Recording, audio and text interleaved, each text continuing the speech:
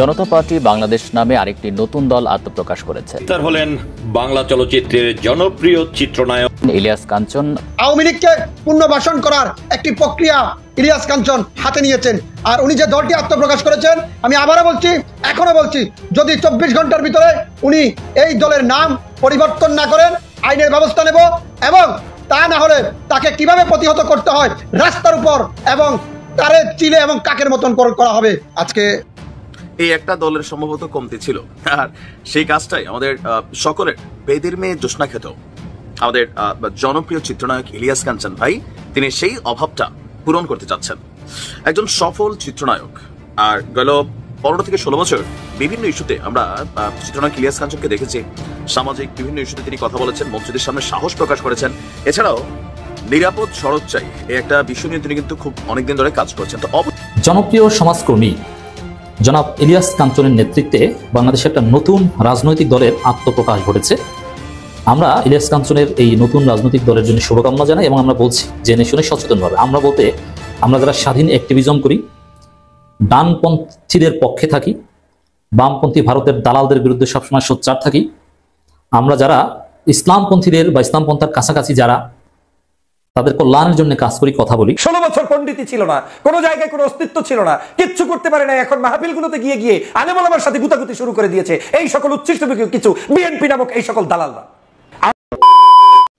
আসসালামু আলাইকুম রহমতুল্লাহ, সবাই কেমন আছেন? আশা করি সবাই অনেক অনেক ভালো এবং সুস্থ আছেন। সবাইকে স্বাগতম জানাচ্ছি আমাদের আরেক নতুন ভিডিওতে।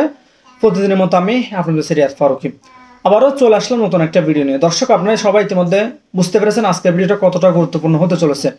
দেশের যে বর্তমানে যে রাজনীতির যে চলমান পরিস্থিতি চলতেছে, তারই ধারাবাহিকতায় আজকের ভিডিওর শুরুতে বেশ কিছু অংশ বিষয় থেকে বুঝতে পেরেছেন আজকের ভিডিওটা কতটা গুরুত্বপূর্ণ হতে চলেছে। তাই আমি আর বিষয়টা নিয়ে বিস্তারিত বলবো না, কারণ বিস্তারিত বলতে গেলে ভিডিওটা অনেক লম্বা হয়ে যাবে। তাই আমি সংক্ষেপে করার ক্ষেত্রে আপনাদেরকে মূল আলোচনা নিয়ে যাচ্ছি। তার আগে আপনাকে একটি অনুরোধ জানিয়ে রাখতে চাই, যারা আমাদের চ্যানেলটিতে এখনো নতুন আছেন, প্লিজ দয়া করে আমাদের চ্যানেল সাবস্ক্রাইব করে সাথে থাকবেন। আর বেশি কথা না পারে আমরা ধারাবাহিকভাবে একটু ভিডিওটা দেখে আসবো। আজকের এই ভিডিওটার মাধ্যমে অনেক গুরুত্বপূর্ণ তথ্য জানতে পারবেন। চলুন আমরা একটু বিস্তারিত দেখে আসি। জনতা পার্টি বাংলাদেশ নামে আরেকটি নতুন দল আত্মপ্রকাশ করেছে।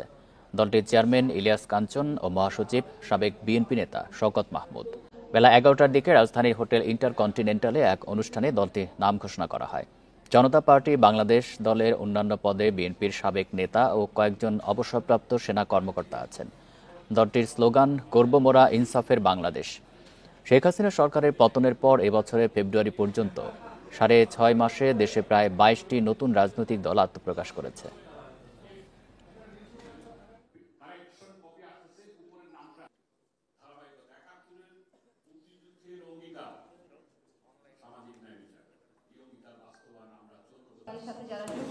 বত্রিশ বছর আমি নিরাপদ সড়কের আন্দোলন করেছি। এই 32 বছরে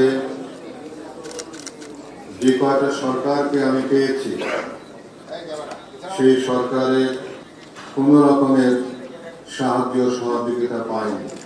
এই রাজনৈতিক দলের সঙ্গে যুক্ত হয়ে আমি আপনাদের জন্য, এই দেশের জন্য সততার সঙ্গে আমি কাজ করতে চাই।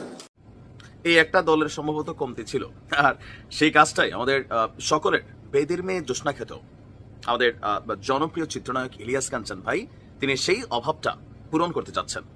একজন সফল চিত্রনায়ক, আর গেল 15 থেকে 16 বছর বিভিন্ন ইস্যুতে আমরা চিত্রনায়ক ইলিয়াস কাঞ্চনকে দেখেছি।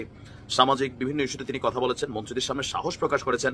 এছাড়াও নিরাপদ সড়ক চাই এই একটা বিষয় নিয়ে তিনি কিন্তু খুব অনেকদিন ধরে কাজ করছেন। তো অবশেষে নানান পরিচয়ের বাহিরে এবার একটা রাজনৈতিক দল গঠনের দিকে একদম নিকট প্রান্তে এসে দাঁড়িয়েছেন আমাদের চিত্রনায়ক ইলিয়াস কাঞ্চন। ইলিয়াস কাঞ্চন আনুষ্ঠানিকভাবে নতুন একটি রাজনৈতিক দল গঠনের ঘোষণা দিতে যাচ্ছেন আগামী 25শে এপ্রিল, গুনে গুনে আজকে 23, 24, 25 সকাল 10টায় শাহবাগস্থ হোটেল ইন্টারকন্টিনেন্টালের রূপসী বাংলা গ্র্যান্ড বলরুমের নিচতলায় সেই অনুষ্ঠানটির আয়োজন করা হয়েছে। এতেই তিনি নতুন বাংলাদেশের নতুন দলের নাম ঘোষণা করতে যাচ্ছেন। খোঁজ নিয়ে জানা যায় তার দলটির নাম হচ্ছে জনতা পার্টি বাংলাদেশ। নাগরিক পার্টি, জনতা পার্টি কাছাকাছি লেভেলেরই জনতার পার্টি বাংলাদেশ। নিশ্চয় ভাইস চেয়ারম্যান লিটন আরশাদ আপনার গণমাধ্যমকে বিষয়টি নিশ্চিত করেছেন। দীর্ঘদিন ধরে এই সড়ক নিরাপত্তা নিয়ে জনমত গঠনে সক্রিয় ইলিয়াস কাঞ্চন। আপনার নিষ্ঠা হচ্ছে নিরাপদ সড়ক চাই, সংক্ষেপে এটাকে বলা হয়, এটা প্রতিষ্ঠাতা। আর গত কয়েক মাস ধরেই রাজনৈতিক পরিমণ্ডলে নতুন নতুন দল আমরা দেখছি প্রকাশিত হচ্ছে, গঠনের প্রবণতাও দেখছি।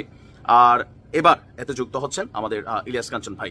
অলরেডি এ পর্যন্ত গত 5ই আগস্ট শেখ হাসিনা সরকারের পতনের পর আমরা যদি হিসাব করি, প্রায় কাগজে কলমে এই 6.5 মাসে 16টি নতুন রাজনৈতিক দলের আত্মপ্রকাশ ঘটেছে। বিভিন্ন সময়ে তাকে নির্বাচন করার আহ্বান জানানো হলেও তিনি আসলে ওরকম ভাবে রাজনীতিতে প্রবেশ করেননি, কিন্তু এই প্রথমবার তিনি নিজেই একটা রাজনৈতিক দল তৈরি করে আপনার মানে সামনে আসতে যাচ্ছেন। তো তার দলের মোটা দাগে তিনি আসলে কি চাচ্ছেন, নির্বাচনী ম্যানিফেস্টো কি অথবা দলটির গঠনতন্ত্র কি, এখানে সংক্ষেপে যতটুকু বিষয় আসছে যে ওই আমরা ধরতে পারি আর কি, যে ধরেন সবগুলা দল যা বলে গতানুগতিক ধারার মধ্যে ঠিক তাই আছে। এর ব্যতিক্রম ওনার জনগণের নিরাপত্তা বা বাংলাদেশকে দুর্নীতিমুক্ত, তারপর হচ্ছে যে জনকল্যাণমূলক কর্মকাণ্ড, জবাবদিহিতা, রাষ্ট্রের বিভিন্ন জায়গাগুলোকে আপনারা যে যেমন রাজনৈতিক প্রভার মুক্ত করা, এগুলো আসলে বলার সময় তো সবাই বলে। এখন প্রশ্ন হচ্ছে তার এই দলটির মধ্যে কারা যুক্ত হবেন। তো যতটুকু তথ্যসূত্র আছে, বেশ কয়েকটি রাজনৈতিক দলের কিছু প্রবীণ এই দলটাতে কানেক্ট হবেন। এছাড়াও চলচ্চিত্র অঙ্গনে যারা রাজনীতি করেন তাদের মধ্যে অনেকে এই দলটার মধ্যে কানেক্ট হতে যাচ্ছে। বাট দলটার ভবিষ্যৎ কি? ভবিষ্যৎ হচ্ছে ইলিয়াস কাঞ্চন ভাই দাঁড়াইলে তিনি একটা সিট পাবেন, আবার পাবেন কিনা এটাও সন্দেহ। কারণ বিএনপি জামাত যেভাবে এখন মাঠে অ্যাক্টিভ আছেন, সেখানে নতুন একটা দল হিসাবে ব্যক্তি ইলিয়াস কাঞ্চন হয়তো একটা সিট পাইলেও পাইতে পারেন, আর বাহিরে যারা আছেন আমার মনে হয় না যে খুব বেশি পাইবেন আর কি। তারপরেও বেস্ট অফ লাক ইলিয়াস কাঞ্চনকে, আর দেখা যাক তিনি তার দলের কাকে কাকে আনেন, কি চমক আছে। তিনি বলছেন যে একটা চমক থাকবে, আমরা দেখি কি চমক। জনপ্রিয় সমাজকর্মী জনাব ইলিয়াস কাঞ্চনের নেতৃত্বে বাংলাদেশে একটা নতুন রাজনৈতিক দলের আত্মপ্রকাশ ঘটেছে। আমরা ইলিয়াস কাঞ্চনের এই নতুন রাজনৈতিক দলের জন্য শুভকামনা জানাই এবং আমরা বলছি জেনে শুনে সচেতনভাবে। আমরা বলতে আমরা যারা স্বাধীন অ্যাক্টিভিজম করি, ডানপন্থীদের পক্ষে থাকি, বামপন্থী ভারতের দালালদের বিরুদ্ধে সবসময় সোচ্চার থাকি, আমরা যারা ইসলামপন্থীদের বা ইসলামপন্থার কাছাকাছি যারা তাদের কল্যাণের জন্য কাজ করি, কথা বলি, আমরা যারা মানুষের পক্ষে, অন্যায়ের বিরুদ্ধে, আমরু বিল মারুফের পক্ষে, নাহি আনিল মুনকারের পক্ষে, আমরা ইলিয়াস কাঞ্চনের পাশে থাকবো সেই আশাবাদ ব্যক্ত করছি এবং সেই ঘোষণা দিচ্ছি। কেন আসছি সেদিকে। দর্শক, বাংলাদেশে তো এখন সকাল সন্ধ্যা রাজনৈতিক দলের আত্মপ্রকাশ ঘটে, কিন্তু সব রাজনৈতিক দল নিয়ে কিন্তু আমরা কথা বলি না কিংবা বলবো না। এখন পর্যন্ত বিএনপি জামাত আওয়ামী লীগ জাতীয় পার্টির বাইরে, চরমোনাই এবি পার্টি, এর বাইরে এনসিপি, নতুন দলের মধ্যে শুধু এনসিপি আমাদের নজর কাটতে সক্ষম হয়েছে। এনসিপির পরে আমি বলবো যেমন এই ডেস্টিনি রুহুল আমিন না কার নেতৃত্বে একটা দল গঠন হয়েছে, দলের নাম উচ্চারণ করার প্রয়োজন আমি ফিল করি না, কিন্তু ইলিয়াস কাঞ্চনের নেতৃত্বে যে রাজনৈতিক দল গঠিত হয়েছে, আমি এই দলের জন্য শুভকামনা জানাই এবং আমাদের অ্যাক্টিভিজম ইলিয়াস কাঞ্চনের এই দলের পক্ষে থাকবে।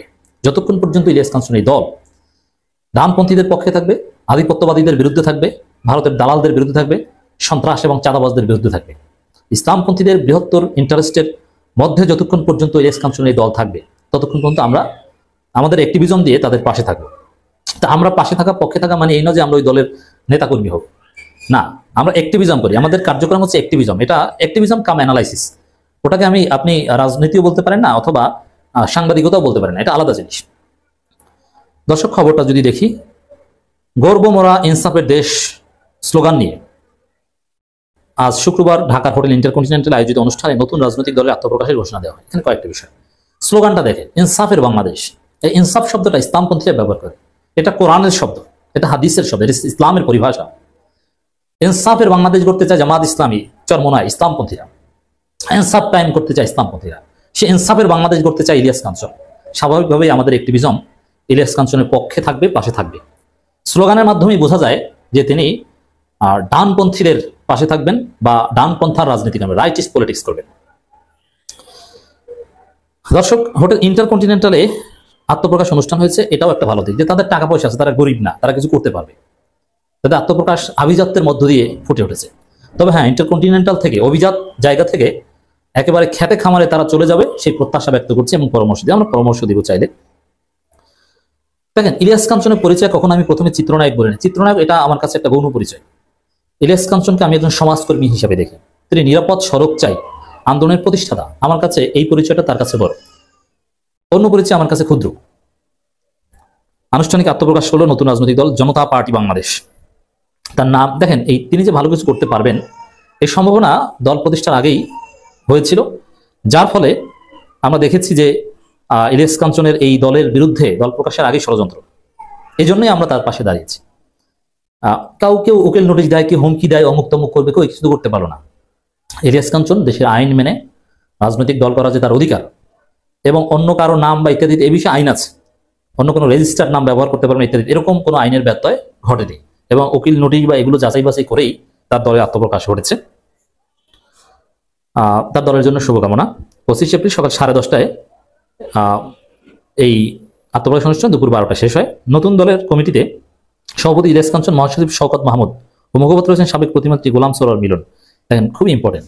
শওকত মাহমুদ ভাই আমার পছন্দের লোক, কাছের লোক। একসাথে আমরা টক শো করেছি একটা প্রোগ্রামে, আমি, শওকত মাহমুদ ভাই, ডাক্তার সৈয়দ আব্দুল্লাহ মোহাম্মদ তাহের, সৈয়দ কামাল উদ্দিন জাফরি, আমরা আরো বেশ কয়েকজন ছিলাম একটা প্রোগ্রামে, ইউকে ভিত্তিক একটা চ্যানেলে। শওকত মাহমুদ ভাই অত্যন্ত ভালো মানুষ, দেশপ্রেমিক মানুষ, বিএনপি করতেন, তুখুর সাংবাদিক ছিলেন বা তুখুর সাংবাদিক নেতা ছিলেন। তো এই শওকত মাহমুদ ভাই এখানে এসেছেন, এটা আমাদের সমর্থন আর একটা জায়গা। সাবেক প্রতিমন্ত্রী গোলাম সরোয়ার মিলন এসেছেন, মানে এখানে ভিআইপি রাজনীতি এক্সপার্ট লোকজন আছে, এটা ওই ডেস্টিনি করার লোকজন ওরকম না। দেখেন, এখন আমাদের যে রাজনীতি, আমাদের যে অ্যাক্টিভিজম, আধিপত্যবাদের বিরুদ্ধে, ভারতের বিরুদ্ধে, একই সাথে চাঁদাবাজদের বিরুদ্ধে। এখন এই শওকত মাহমুদ ভাই একসময় ওই চাঁদাবাজদের দল করতেন, সেই দল ছেড়ে এসেছেন, এখন ইলিয়াস কাঞ্চনের নেতৃত্বে নতুন দলে এসেছেন। তো দর্শক, চাঁদাবাজদের দলের লোকজন যদি অন্য কোনো দলে আসে, এটাকে আমরা অলওয়েজ সমর্থন করব। সামনে দেখবেন ওই চাঁদাবাজদের দল থেকে আরো অনেকে ইলিয়াস কাঞ্চনের দল বা এইসব দলে আসবেন, আরো অনেকে আসবেন। অতএব এই দলের পক্ষে আমাদের সমর্থন থাকবে। নতুন এই দলের রাজনীতিবিদদের পাশাপাশি সাংবাদিক, আইনজীবী, অবসরপ্রাপ্ত সামরিক ও সাবেক সরকারি কর্মকর্তা সহ বিভিন্ন অঙ্গনের ব্যক্তিরা স্থান পেয়েছেন 1993। এর মানে এটা ঠুনকো কোনো দল নয়, কথিত কোনো দল নয়, হঠাৎ করে গজিয়ে ওঠা বানের পানিতে ভেসে যাবে এরকম কোনো দল না। এই দলের শক্তিশালী মজবুত ভিত্তি রয়েছে। এরা বাংলাদেশের রাজনীতিতে ভালো করবে, সামনের দিনে জাতীয় পার্টির চাইতে ভালো করবে। ইলিয়াস কাঞ্চন জামাত শিবিরের প্রতি যথেষ্ট সিম্পেথেটিক ছিলেন, ইসলামপন্থীদের আগে থেকেই ভালোবাসেন, তাদের সাথে ইন্টারাকশন করতেন, আলেম ওলামাদের পছন্দ করেন বা করতেন। অতএব ইলিয়াস কাঞ্চনের জন্য শুভকামনা, আমাদের অ্যাক্টিভিজম ইলিয়াস কাঞ্চনের পক্ষে থাকবে। এগিয়ে যান ভাই। 16 বছর পণ্ডিতি ছিল না, কোনো জায়গায় কোনো অস্তিত্ব ছিল না, কিচ্ছু করতে পারে না, এখন মাহফিলগুলোতে গিয়ে গিয়ে আলেম ওলামার সাথে গুতাগুতি শুরু করে দিয়েছে এই সকল উচ্ছিষ্ট কিছু বিএনপি নামক এই সকল দালালরা। আওয়ামী লীগের রিপ্লেসমেন্ট দিচ্ছে এই নেতারা। শহীদ রাষ্ট্রপতি জিয়াউর রহমান, দেশনেত্রী বেগম খালেদা জিয়া এবং তারেক রহমানের চরিত্র এটা হতে পারে না। এতই যদি অসৌজন্য থাকে, এতই যদি খারাপ লাগে, এদেরকে মাহফিলে যেতে বলে কে? আপনি প্রয়োজনে বলে দেন যে বিএনপির কোনো দায়িত্বশীল ব্যক্তি মাহফিল, মজলিস, পূজা অর্চনা কোনো জায়গায় যাবা না। বিএনপির কোন নেতার মাহফিলে যাওয়ার প্রয়োজন নাই, যেই নেতা মাহফিলে গিয়ে একজন আলেমের ওয়াজ শোনার মতো ধৈর্য তার নাই, একজন আলেমের ব্যাখ্যা শোনার মতো ধৈর্য তার নাই, একজন আলেমকে অসভ্য ভাষায় গালিগালাজ করবে, সেখানে তাকে বেদব বলবে, চোখ উপড়ে ফেলবে, তাকে একেবারে শেষ করে ফেলবে, মেরে ফেলবে, এটা কোন ধরনের অসৌজন্যতা? আজকের বাংলাদেশের প্রায় জায়গায় এই ঘটনাগুলো এখন ঘটছে। কবির বিন সামাদ বাংলাদেশের আলোচিত একজন শিল্পী, একজন লেখক, একজন ইসলামিক ওয়াইজিন, এবং তিনি ইসলামিক কন্টেন্ট ক্রিয়েট করে বিভিন্ন জায়গায় আলোচনার জন্ম দিয়েছেন, বাংলাদেশের তরুণদের কাছে একজন জনপ্রিয় ব্যক্তিতে রূপান্তরিত হয়েছেন। সেই কবির বিন সামাদের একটি মাহফিলে সাতক্ষীরার জেলার বিএনপির সাবেক আহ্বায়ক জনাব আব্দুর রৌফ সাহেব যে অকথ্য ভাষায় গালিগালাজ করেছেন এবং একটি প্রশ্ন করাকে কেন্দ্র করে সেখানে যে অসৌজন্যতা তার উপরে দেখিয়েছেন এবং মাহফিলের পরিবেশ নষ্ট করেছেন, সেটার আমি তীব্র নিন্দা জানাই।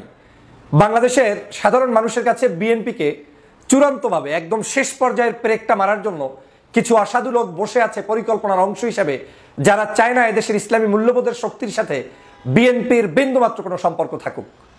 আমি জনাব তারেক রহমান সাহেবের কাছে এই মেসেজটা পৌঁছে দিতে চাই স্পষ্টভাবে। বাংলাদেশে বিএনপিকে ধ্বংস করার জন্য, বাংলাদেশে বিএনপিকে ধ্বংস করার জন্য এই মানুষগুলোই যথেষ্ট। আপনার এই মানুষগুলো বাংলাদেশের প্রত্যেকটি পদে প্রান্তরে তারা এভাবে করে ওয়াজ, মাহফিল, আলোচনা, সমাবেশগুলোতে গিয়ে গিয়ে যে ধরনের গন্ধ ছড়াচ্ছে, তাতে বাংলাদেশ জাতীয়তাবাদী দলের ভবিষ্যৎকে তারা প্রশ্নবিদ্ধ করছে। এতই যদি অসৌজন্য থাকে, এতই যদি খারাপ লাগে, এদেরকে মাহফিলে যেতে বলে কে? আপনি প্রয়োজনে বলে দেন যে বিএনপির কোনো দায়িত্বশীল ব্যক্তি মাহফিল, মজলিস, পূজা অর্চনা কোনো জায়গায় যাবা না। বিএনপির কোনো নেতার মাহফিলে যাওয়ার প্রয়োজন নাই, যেই নেতা মাহফিলে গিয়ে একজন আলেমের ওয়াজ শোনার মতো ধৈর্য তার নাই, একজন আলেমের ব্যাখ্যা শোনার মতো ধৈর্য তার নাই, একজন আলেমকে অসভ্য ভাষায় গালিগালাজ করবে, সেখানে তাকে বেদব বলবে, চোখ উপড়ে ফেলবে, তাকে একেবারে শেষ করে ফেলবে, মেরে ফেলবে, এটা কোন ধরনের অসৌজন্যতা? আজকের বাংলাদেশের প্রায় জায়গায় এই ঘটনাগুলো এখন ঘটছে। আওয়ামী লীগের রিপ্লেসমেন্ট দিচ্ছে এই নেতারা। শহীদ রাষ্ট্রপতি জিয়াউর রহমান, দেশনেত্রী বেগম খালেদা জিয়া এবং তারেক রহমানের চরিত্র এটা হতে পারে না। তারা কখনোই বলে না আপনি ইসলামের বিরুদ্ধে, ইসলামপন্থী মানুষদের বিরুদ্ধে গিয়ে রাজপথে নামেন কিংবা মিছিল করেন কিংবা মাহফিলগুলোতে ডিস্টার্ব করেন।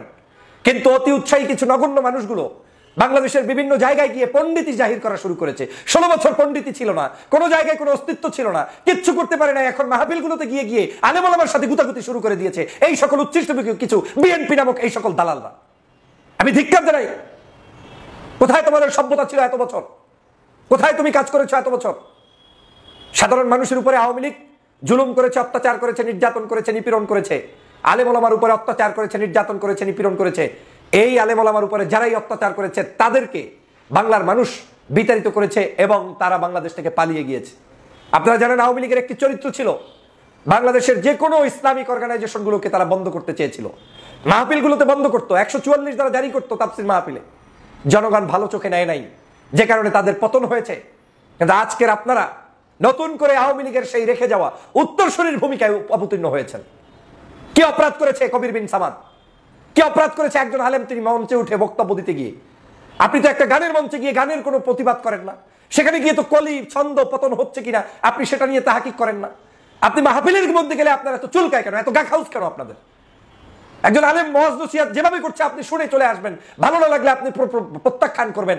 আপনার সব এলেমগিরি জাহির করতে যান এই মাহফিলগুলোতে, তাফসীর মাহফিলে ঢুকে ঢুকে আপনি নতুন নতুন এলেম দেখাচ্ছেন। কি এলেম আছে আপনার? একজন আলেমের কাছে প্রশ্ন করার ভদ্রতাও যদি না জানেন তাহলে আপনি কিসের রাজনীতি করছেন? আবার নাকি চেয়ারম্যান, আবার নাকি এমপি, আবার নাকি মন্ত্রী, এই নামে নামে এক একজন এলাকার বহুত বড় বড় ভাব দেখান। মনে করেন যে গ্রামের মুসল্লিরা আপনাদের সামনে জিম্মি। আসলেই জিম্মি। কিছু সন্ত্রাস, কিছু চাঁদাবাজ, কিছু লুটেরা, কিছু দুষ্ট, কিছু অসভ্যদের কারণে আজকের বাংলাদেশের সমগ্র প্রান্তে পদে প্রান্তে মানুষগুলোর অশান্তি তৈরি হচ্ছে। আমি স্পষ্ট ভাষায় বিএনপির পক্ষ থেকে দিক নির্দেশনা চাই এই সকল মানুষদের প্রতি। হয় তারা মাহফিলে যাবে, চুপ করে বসে থাকবে, না হয় তারা মাহফিলে যাওয়ার প্রয়োজন নেই। মাহফিলে গিয়ে যদি সন্ত্রাসী করে, মাহফিলে যদি চোখ উপড়ে ফেলে, মাহফিলে গিয়ে যদি বক্তাকে বেদব বলে, ওই রকম বিএনপি নামক কর্মীকে তো মাহফিলে যাওয়া থেকে বন্ধ করে দেওয়া উচিত। এই একই কাজ আওয়ামী লীগ করে পতন হয়েছে, এই একই কাজ আওয়ামী লীগ করে ধ্বংস হয়ে গিয়েছে। সেই কাজটি আপনারা আবার শুরু করে দিয়েছেন। আমি ধিক্কার জানাই, নিন্দনীয় কাজ করেছেন। এই একই কাজ এই গত দুদিন আগে আমার এলাকায়ও শুনলাম একটি তাফসীর মাহফিল, প্রায় 50 বছরের উপর থেকে পরিচালিত একটি মাহফিল নিজেরা কামড়াকামড়ি করে বন্ধ করে রেখেছিল। জানি না এখন চালু হয়েছে কিনা। এটা কোনো ধরনের ভালো কাজ নয়। এটা ইঙ্গিত বহন করে দৌলিয়াতের, এটা ইঙ্গিত বহন করে পতনের, এটা ইঙ্গিত বহন করে ভবিষ্যৎ অন্ধকারের।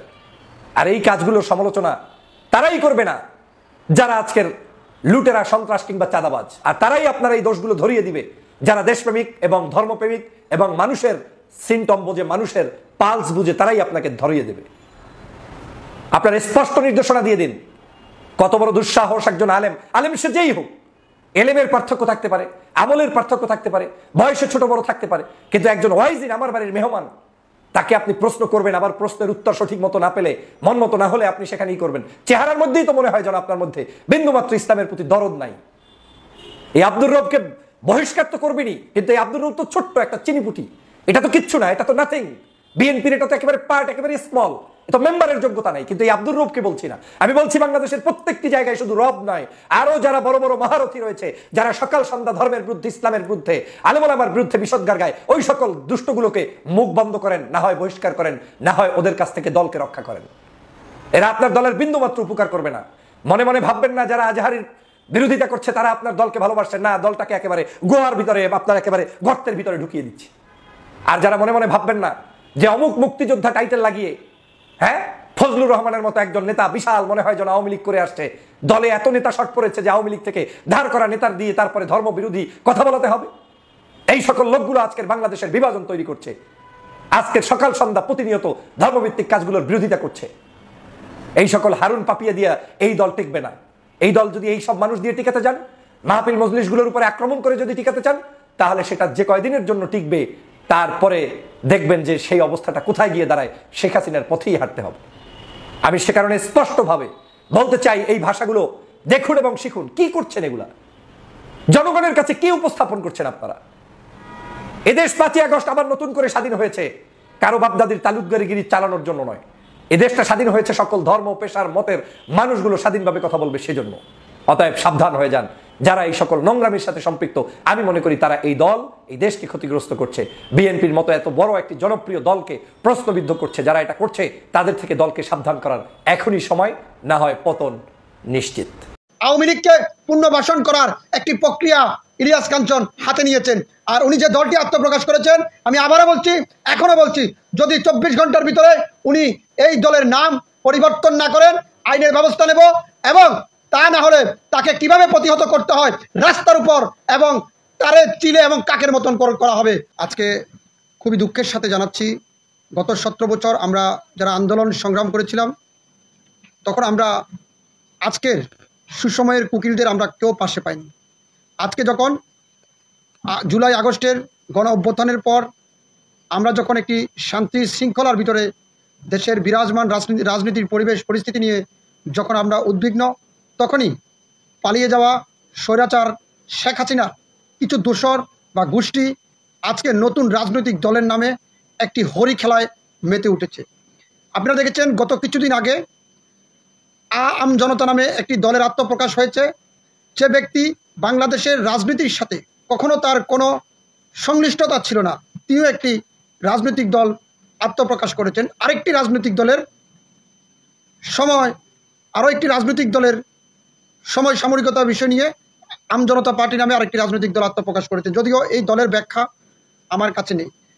খুবই দুঃখের সাথে জানাচ্ছি, চলচ্চিত্রের নায়ক ইলিয়াস কাঞ্চন জনতার পার্টি বাংলাদেশ নামে একটি রাজনৈতিক দল আগামীকাল শুক্রবার আত্মপ্রকাশ করতে যাচ্ছে।